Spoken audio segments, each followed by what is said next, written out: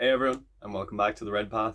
It's Dara here again today. We got another episode of Delvarus is in the Details painting series for you. This is going to be the second episode in my basing mini series where we explore different ways of basing your miniatures to really bring them to life and place them in an interesting environment. Today we're going to be looking at lava bases, which has been a really popular subject that lots of people have asked me to do. So we're going to cover that one now. So grab yourselves a brew and let's dive in.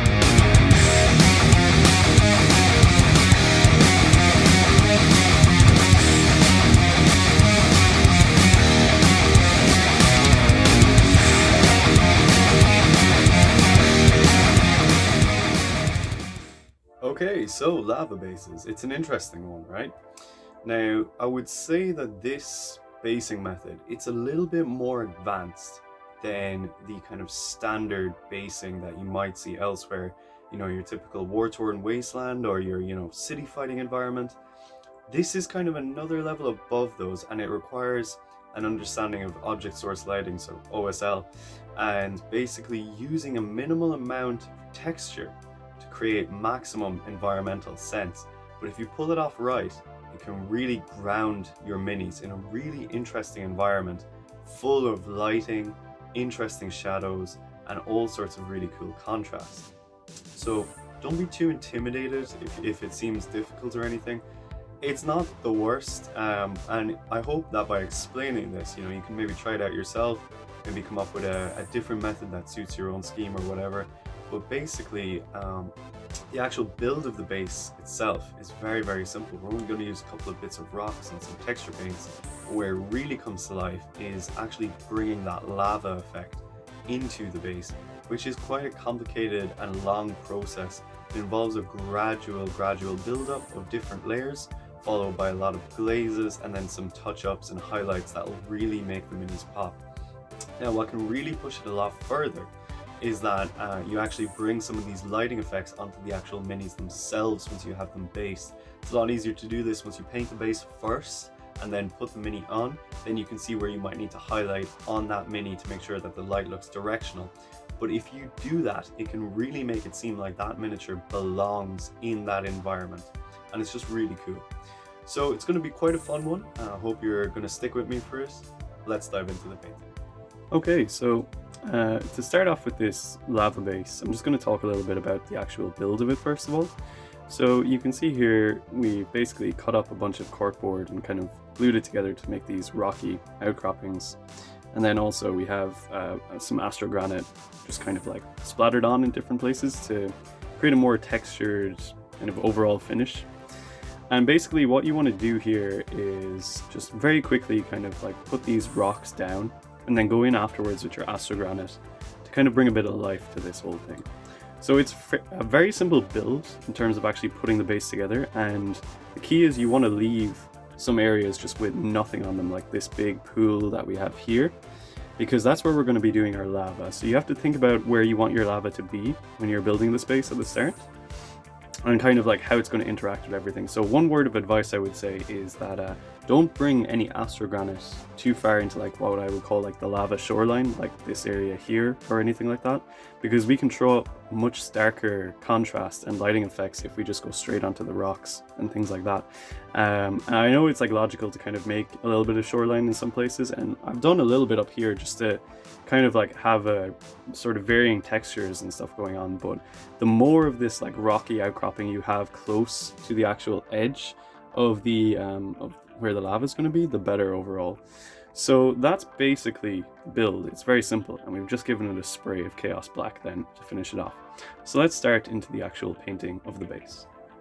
Okay, so to paint the base we're going to start with a quick dry brush of a dark gray. So in this case, we're using Eshin gray, and we're going to go pretty heavy over the whole area, just like a quick light pass, throw up some shadows and stuff like that. It's a very easy step, because like if you look at any reference images, the lava rocks and stuff like that, they're rarely ever actually like black, they're more like a very dark gray.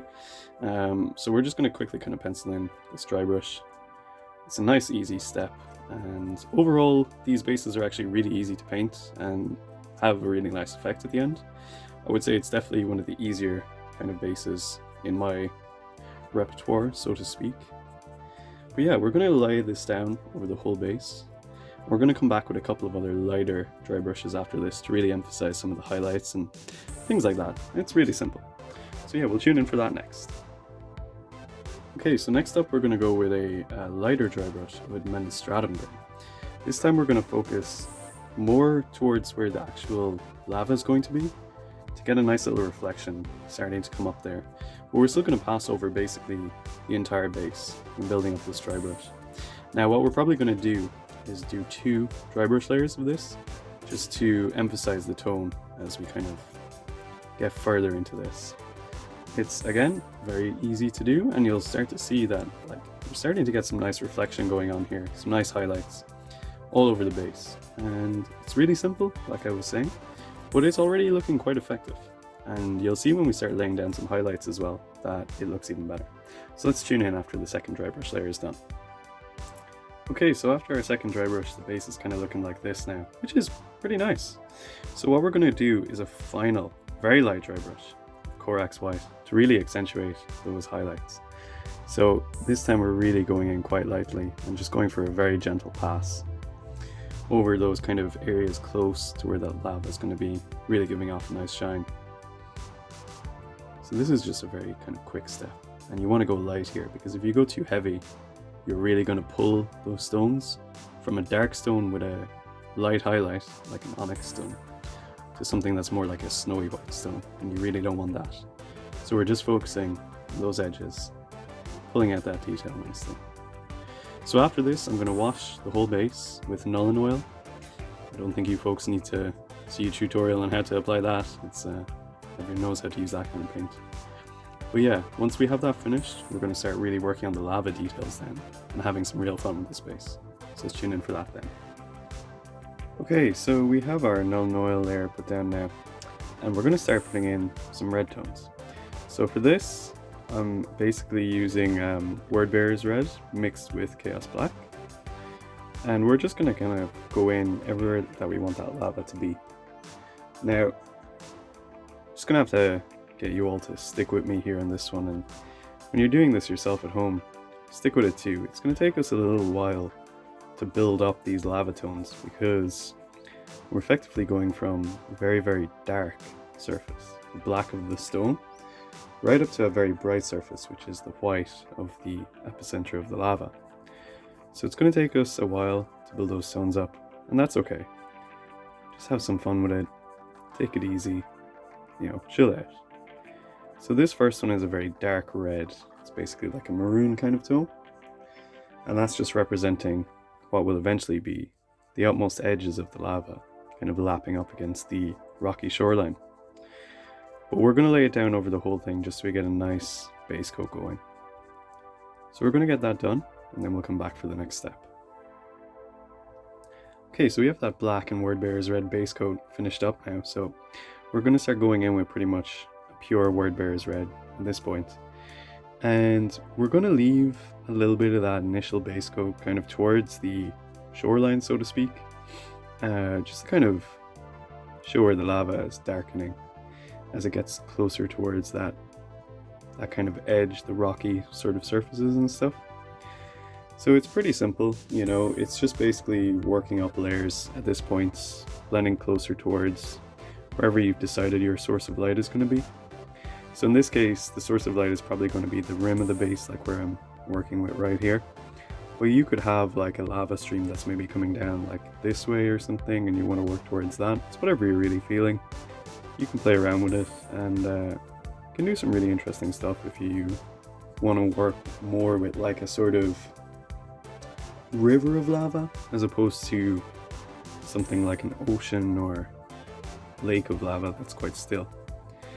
So yeah, it's really simple, just play around with it, you know, have some fun while you're doing it.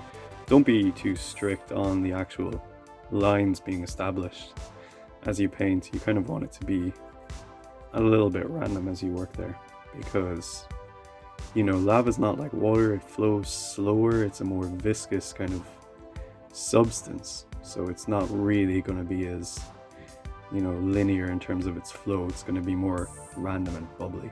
You want to bring that out. So yeah, we're just going to get that laid down and then come back for the next layer.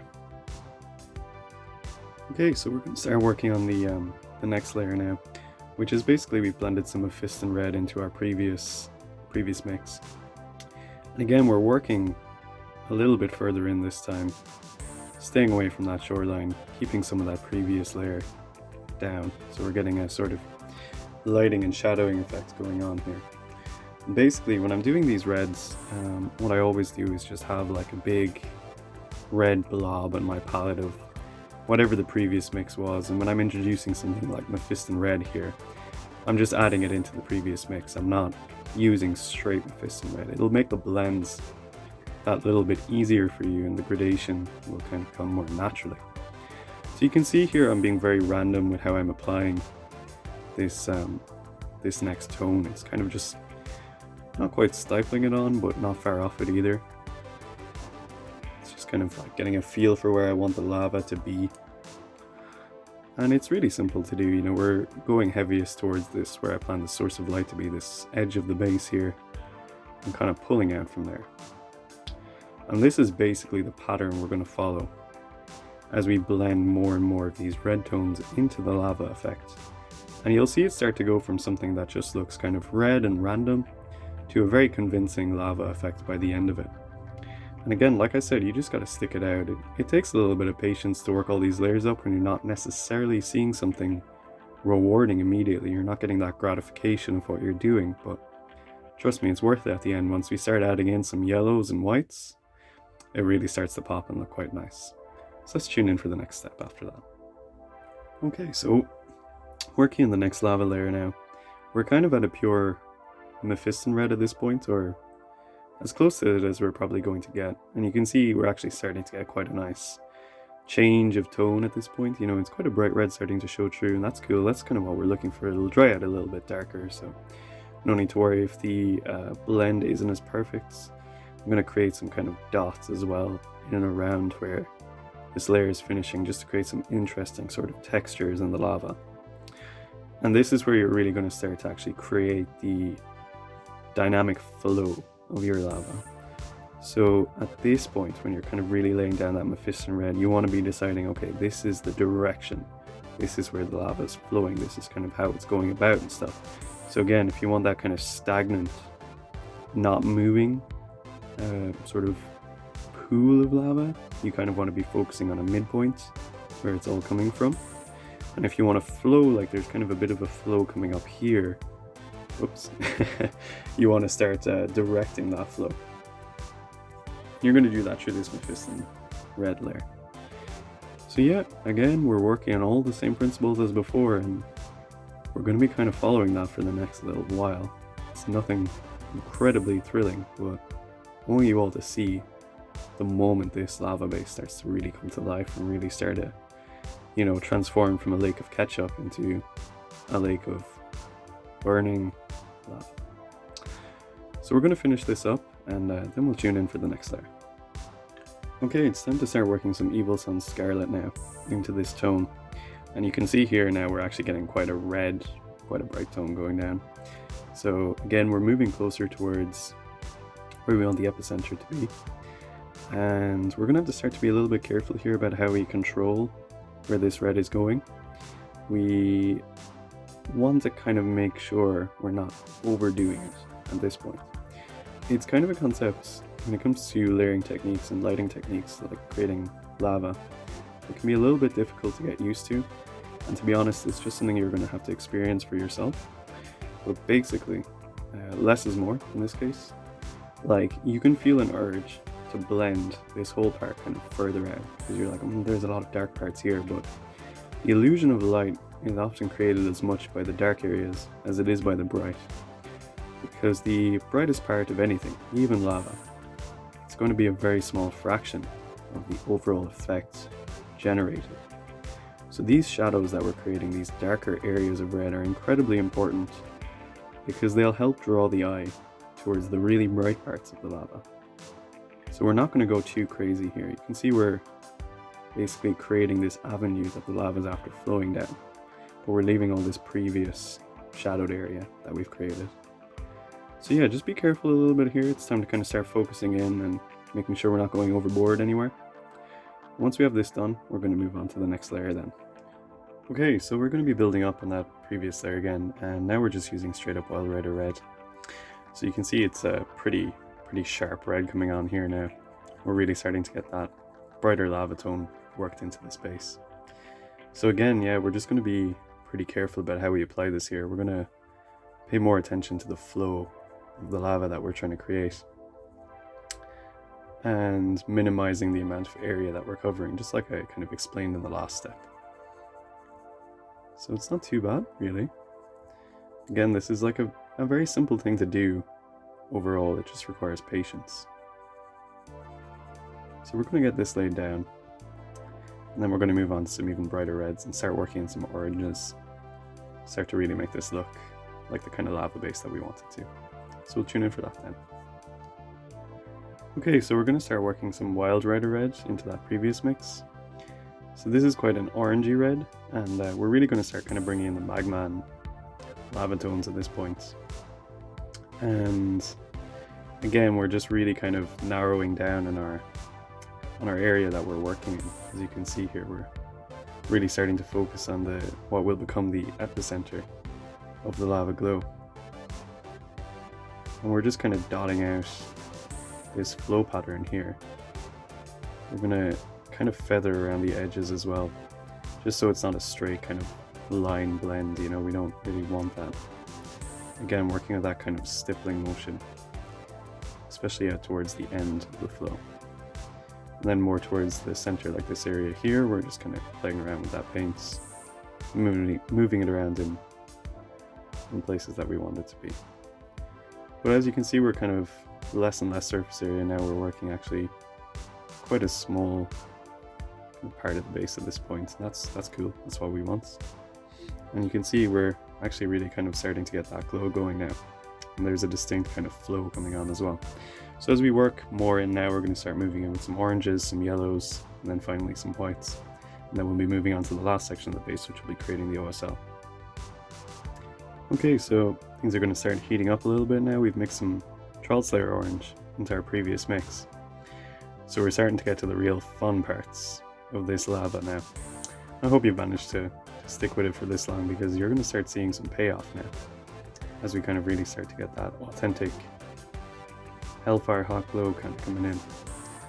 This is probably one that you'll have to be a little bit patient with as well. Kind of just work it up slowly, because orange pigments tend to be quite loose, quite liquidy. So you just have to be a little bit patient when you're laying it down. Make sure you're getting a consistent tone and not having too much of that previous layer kind of showing through where you don't want it to be. You can see here we're being really careful working on this narrow part to give a kind of a cool stream of lava coming off. And if you want, if you're feeling brave, you can kind of do some branching patterns coming out as well, which is a little bit harder to do and kind of relies on a certain amount of randomness as well. I wouldn't necessarily recommend it if it's your first time trying a lava effect. Just kind of stick with something a bit more simple and straightforward. But you can see here we're really kind of starting to get that glow effect kind of coming into the base, which is cool. You can see even though we're quite deep up in the base here, because we've created this sort of flowing pattern, that it's okay that we're bringing the orange up this far. And as you kind of do more of these bases, you'll get used to generating those patterns and get a kind of nice feel for how you want it to kind of come out. So we're going to start working some more oranges in. We're probably going to do another pass with a pure version of Troll Slayer orange before working on some brighter oranges. Then we'll be onto the yellows and the whites, which is when this thing is really going to come to life. So we'll tune in for that next. Okay, so working with a pure kind of Troll Slayer orange layer now. Again, working inwards. You can see it's a very repetitive pattern. Like I said, it requires some patience, but you know, it's starting to pay off, this effect here. You can kind of see got this nice like lava tone starting to come to life. Just takes a little bit of time, you know. So just chill out, have some fun, listen to some good music while you're vibing to this. We're almost there. We only got a couple more layers left before we can call this lava part of the base done, and then really start kind of bringing it to life with some lighting effects, which is another really fun step. So again, we're just working closer and closer to that epicenter, having a good time. We're probably going to switch up to a finer detail brush now for the next couple of steps, just to make sure we're getting some nice lines going down and stuff like that. Yeah, it's looking not too bad, I would say. And like I said, once you start to really minimize your working area with these brighter pinks, those darker areas starting to look really good, you know? I mean, that was quite clearly a red, but it's almost looking black now compared to this very bright orange. You can see what I mean about the shadows and stuff. Yeah, we'll tune in for the next orange layer, and we're nearly there, guys. Nearly there. Okay, so now I'm taking some Fire Dragon Bright, and we're going to be really focusing on that inner kind of lava area now. You can see this is quite a drastic tone shift here. Again, it'll blend out when it dries, and it will not seem as harsh, but we're really kind of getting towards the end here, so we want to be pushing these brighter colors. You know, really kind of creating that inner glow effect. We're going to push this to a really high level, which is kind of why we're stepping up the tone at this point and going for quite a daring color. But you know, it's not too bad. It's coming out. And just as you're laying this down, kind of spend some time with the wet paint and blend it in with that previous layer as much as you can, you know, go with that stippling edge around the kind of area of the last layer that you're focusing on. Just really push that paint around and get a nice tone, nice kind of gradient that you're happy with. As you can see here, it's kind of coming in quite nice, you know, we're getting that glow going. We're nearly there. So we're just going to finish this up and then move on to some yellows. Okay, so that layer's dried up now, and you know, it's actually kind of really starting to look pretty cool. Hope you've managed to stick with it this long. So we're going to start working in some yellow now, the exciting stuff. I've mixed some urea yellow in with that Fire Dragon Bright. And keeping to that same principle, we're basically just working around that smaller area here. Really not much going on at this point in terms of the actual surface area we're working in. But the effect is going to be quite powerful at this point. Which is really what we're going for, you know. Like I said, the brightest brights are only a small part of the overall feature. So we're going to bring this yellow kind of all the way down here, just to some tips here. Let it fade out nicely like this here. It's fairly straightforward. You just gotta turn on the carefulness at this point. Make sure you're not overdoing it, not putting that yellow anywhere that you don't want it to be. And after this, we're going to hit it with another layer of just pure urea yellow at that point. And then work some whites in for that really hot magma glow. But yeah, stick it out, folks. We're nearly there. And then I'll be on to some more fun stuff. So tune in for that. Okay, so this is what we're looking at right now. It's really kind of getting there. We're going to be touching on some urea yellow at this point. Really just kind of working in a very small area now, as you can see. And after this, we're going to start blending some whites into our yellow to just show off the exact point where the heat is emanating from, you know, the hottest part of that lava. You can see here, you know, it's really kind of bringing that glow out quite a nice way.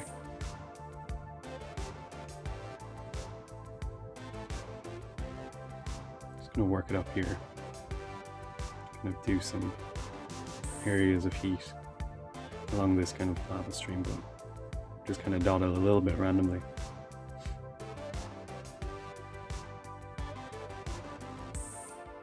Really getting an idea of where kind of the flow is, where, you know, the openings in the crevices below, where that kind of magma is issuing from. Kind of understanding where that might come out of. So yeah, let's get some white mixed in and see what it's looking like then. Okay, fantastic. We're really getting somewhere with this. Let's add some white scar into that urea yellow. And we're going to see what we're going to get here. So it's a little bit hard to kind of see the difference this is making just due to the kind of glare from the camera. But you'll see it kind of more clearly when you're actually laying it down, that this is really a fine kind of highlight, I suppose, of this molten core. And we're basically just playing around with it, dotting it in very loosely. Like, this is pretty much all we want to do.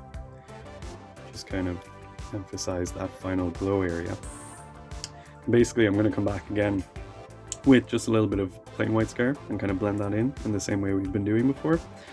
And if you want, if you're happy enough with the base at that point, you can call it kind of there. But if you really want to kick it up to the next level, what we're going to do is finish this off by adding some OSL and kind of throw up some glow on this surrounding rock face here and here, and really kind of show off the lighting effects of this lava, which will make the whole kind of appearance look a lot more natural. So if you feel like tuning in for that, keep watching. If not, you can finish it up here, whatever suits yourself. But that's coming up next. Okay, so now we're going to move on to the OSL part of this, and for this we're basically going to be throwing in first a pencil highlight of Evil Sun Scarlet on the rocky kind of areas around the flowing lava where the light is going to be thrown up. Now obviously this looks really garish and bright at the start, and that's okay. We're going to work that kind of tone in with some glazing and stuff, and having these kind of corkboard areas makes it really easy to actually throw this highlight down, because you know you've got all these jagged features and stuff like that. So you're just going to basically border where the lava edge is with this mostly. And for kind of stony areas like this, I always do well, it's not quite a dry brush, but it's not far off it either, kind of around the edges. It's really simple.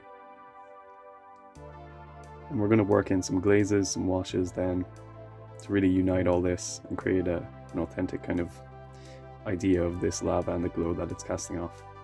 So we'll get that finished and then we'll come back. Okay, so now we're going to put down our first wash, which is basically going to go over the initial area that the highlights have been put down in, and then a little bit beyond it. So this is some Carabird Crimson that we're using here, and this is just to kind of very, very lightly tint this area with a tinge of red.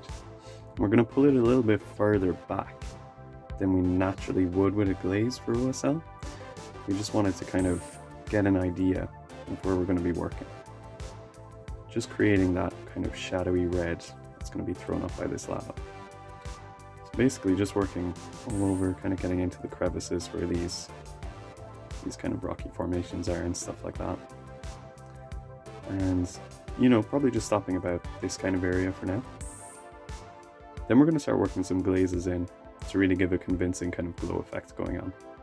So we'll come back for that next. Okay, so now that that wash has dried out, you can see there's like not a crazy difference right now, it's just more of a tone setter.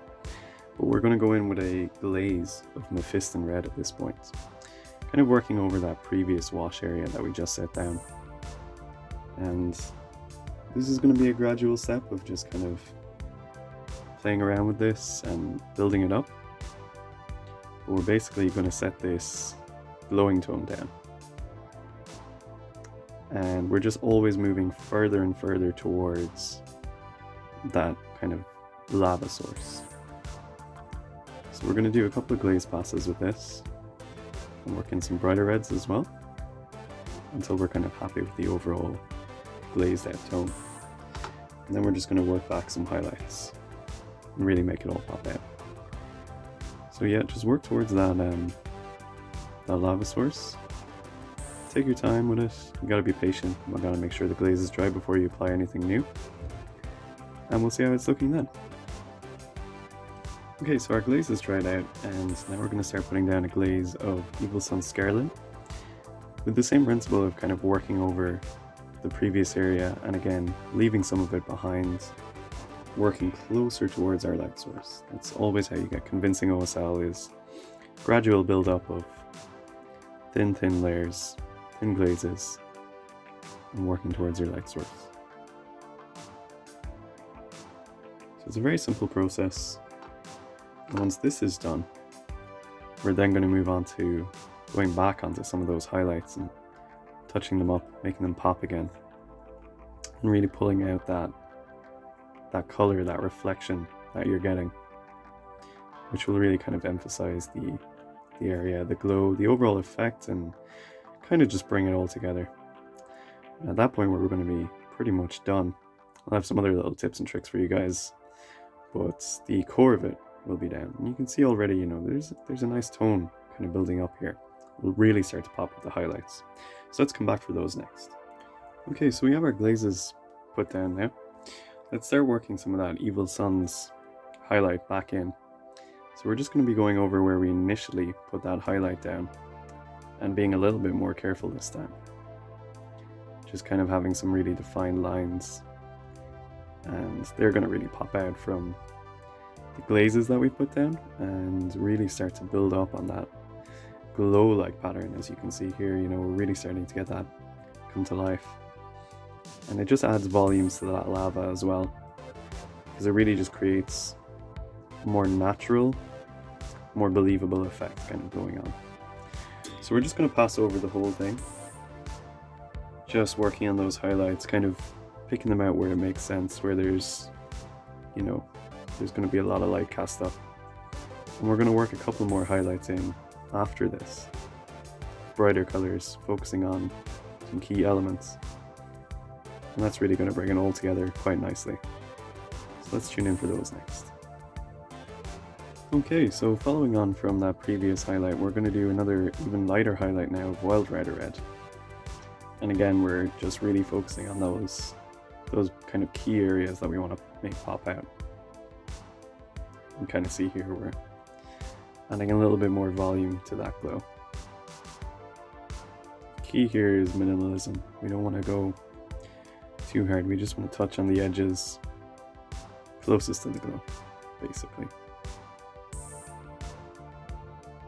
We're starting to get a real nice kind of nice darks, nice bright brights, as we always like. And you can kind of see overall, you know, it's really starting to come out now. It's quite a convincing effect. Just gonna work up that nice little crag there as well. So we're just going to put in a couple of orange highlights then, and pretty much done at that point. So tune in for those.